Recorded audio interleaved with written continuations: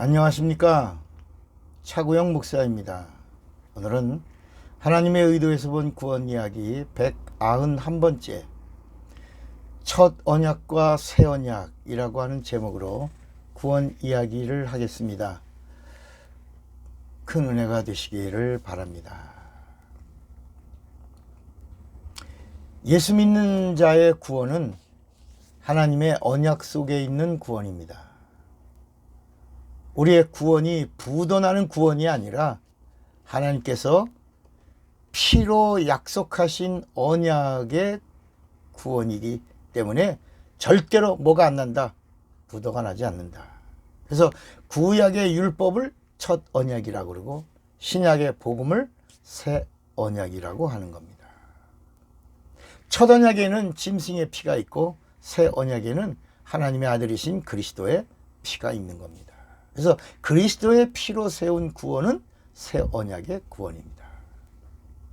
짐승의 피로 세운 언약은 구원의 그림자이고 그리스도의 피로 세운 이 새 언약은 구원의 실상입니다. 구원은 짐승의 피로 구원받는 게 아니라 그리스도의 피가 있어야지만 구원을 받고 온전해지는 겁니다. 그러니까 온전한 구원에 이르는 방법은 짐승의 피가 아닌 누구 피? 그리스도의 피가 있어야 하는 겁니다. 하나님이 짐승의 피로 언약하셨다가 마침내 그리스도의 피로 새 언약을 세우셨기 때문입니다. 그래서 그리스도의 피는 성령으로 흘리신 피이기 때문에 무슨 피? 보혈이라고 하는 겁니다. 성령은 그리스도의 피가 있는 자들을 보증하시고 새 언약을 인쳐주시는 진리의 영이 되십니다. 민수기 23장 19절에 뭐라 그랬죠? 하나님은 인생이 아니시니 시건치 않으시고 인자가 아니시니 후회가 없으시도다. 어찌 그 말씀하신 바를 행치 않으시며 하신 말씀을 실행치 않으시랴. 하나님이 약속하신 것은 하나님이 마지막 피를 뿌리면서도 약속을 다 이루었다. 죽으리라 하시더니 죽으셨어요. 오시리라 하시더니 오셨고 고난받으리라 하더니 고난받으셨고 죽으리라 하시더니 죽으셨고 다시 살리라 부활 말씀하시더니 부활하시고 너희들 보는 앞에서 내가 아버지께로 올라가는 것을 보여주리라 하시더니 정말 감람산에서 올라가시고 내가 올라가면 너희들에게 성령을 보내리라 하시더니 성령을 보내셨고 그리고 성령 받은 자들을 내가 데리러 오겠다 이렇게 영접하겠다.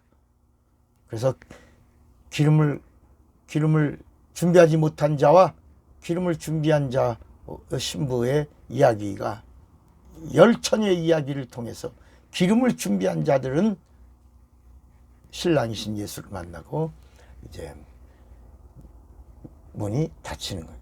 기름을 준비하지 못하고 있다가 다 꺼진 등불을 들고 있던 신부는 문을 아무리 두드려도 문이 열리지 않았다라고 성경이 말씀하는 겁니다. 하나님이 예수를 믿는 자에게 주신 복은 구원과 영생입니다. 민수기 23장 20절에 이런 말씀이 있어요. 내가 복을 명받았으니 그가 하신 복을 내가 돌이킬 수 없도다. 나는 하나님의 복을 명받았다. 명령받았다. 그러므로 나는 복의 증인이 될 거다. 여러분 하나님의 복은 누구예요? 예수예요. 예수가 있는 자에게 주시는 하나님의 복이 뭐예요? 구원이에요. 구원받은 자에게 주신 복이 뭐예요? 영생이에요. 하나님은 육신을 입으시고 하나님의 때가 되셨을 때 이 세상에 오셨습니다. 이 세상에 오신 하나님이 바로 예수 그리스도예요. 예수 그리스도가 이 세상에 어느 날 갑자기 짠 하고 나타나신 것이 아니라 오신다를 약속하신 후에 수천 년이 지난 후에 때가 되어 이 땅에 육신을 입고 오신 겁니다. 구약에 기록된 32,500여 가지의 약속은 이게 4,000년 동안이나 하나님이 직접 말씀하신 하나님의 언약이었고 마침내 예수가 그리스도로 오셔서 피 흘리시고 죽으시고 다시 부활하심으로 모든 언약의 말씀을 다 이루시고 성취하셨습니다. 하늘에서 이룬 것처럼 이제 다 땅에서도 이루셨습니다. 그러니까 하나님의 말씀이라도 피가 없는 말씀을 그냥 하나님의 말씀. 근데 그 하나님의 말씀에 피가 있으면 뭐가 되고요? 언약이 된다. 그러니까 구약의 말씀은 왜 언약이 그림자냐면 구약의 말씀은 짐승의 피가 있지 하나님의 피가 없다. 그래서 그냥 하나님의 말씀이에요. 인도하는 말씀이에요. 안내하는 말씀이에요. 내비게이션의 말씀이에요. 그래서 그 안내하는 말씀을 첫 언약이라고 하는 겁니다. 하나님의 약속된 말씀이지만 짐승의 피가 뿌려져 있는 말씀이기 때문에 첫 언약의 말씀이고, 하나님의 말씀인데 그 하나님의 말씀에 하나님의 피가 직접 뿌려져 있고 담겨져 있는 말씀은 새 언약의 말씀이 되는 겁니다. 성령은 성취된 약속들을 기억나게 하고 증거하러 오신 진리의 영이십니다. 하나님이 오신다 하시더니 오셨어요. 오시면 죽으리라 하시더니 죽으셨어요. 죽으면 다시 살리라 하시더니 약속대로 사셨어요. 이걸 뭐라고 그래요? 부활이라고 그럽니다. 부활하시고 승천하리라 하시더니 승천하셨어요. 보좌에 앉으면 내가 성령을 보내리라 하시더니 정말 구하는 자들에게 성령이 내주하셨어요. 성령이 임하시면 너희가 새 방언을 말하리라. 마가복음 16장 17절에 믿는 자들에게는 이런 표적이 따르리니 저희가 내 이름으로 새 방언을 말하며 새 방언을 말하리라 하시더니 새 방언을 말하고, 성령을 받은 자의 입에서 정말 방언이 터졌죠. 그리고 성령을 받으면 권능이 임하고 증인되리라 하시더니 정말 성령 받은 자들에게서 권능이 임하고 성령을 받은 자들에게서 증인이 나오고 증인된 자들에게서 순교자도 나온 겁니다. 그러므로 다시 오신다는 재림의 약속은 뭐라고요? 반드시 이루어진다. 하나님의 약속은 영불변하시는 하나님의 언약입니다. 그러므로 예수를 그리스도라고 믿으면 구원을 받으리라는 약속은 진리입니다. 진리는 변하지 않는 하나님의 약속입니다. 왜? 하나님의 피가 있기 때문입니다.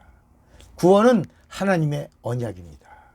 이 하나님의 언약은 죄인에게 하신 언약이고, 죄인이 살려고 할 때 상관되는 언약이고, 죄인이 회개할 때 이루어지는 언약입니다. 죄인이 회개하고 예수를 그리스도라고 믿을 때 성취되는 영불변의 언약이 새 언약의 말씀인 것입니다. 하나님의 말씀이 언약이 되어야 영생이 되고, 영생 얻은 자가 천국에 가게 되고, 천국에 간 자가 영생 복락을 누리게 되는 것입니다. 당신은 언약의 사람입니까? 예수는 당신의 누구입니까? 오늘 한번 내가 어디에 서 있는가를 살펴보시기를 바랍니다. 그래서 첫 언약의 표로는 할례를 약표로 정하고, 새 언약의 표로는 침례를 표로 정한 겁니다. 이 비밀을 아는 자가 되시기를 주님의 이름으로 축원합니다. 하나님 아버지, 언약의 사람들이 되게 하여 주시옵소서. 하나님의 피가 영혼의 문설주에 뿌려진 자가 되게 하옵소서. 예수님의 이름으로 기도합니다. 아멘. 사랑하고 축복합니다. 차구영 목사입니다.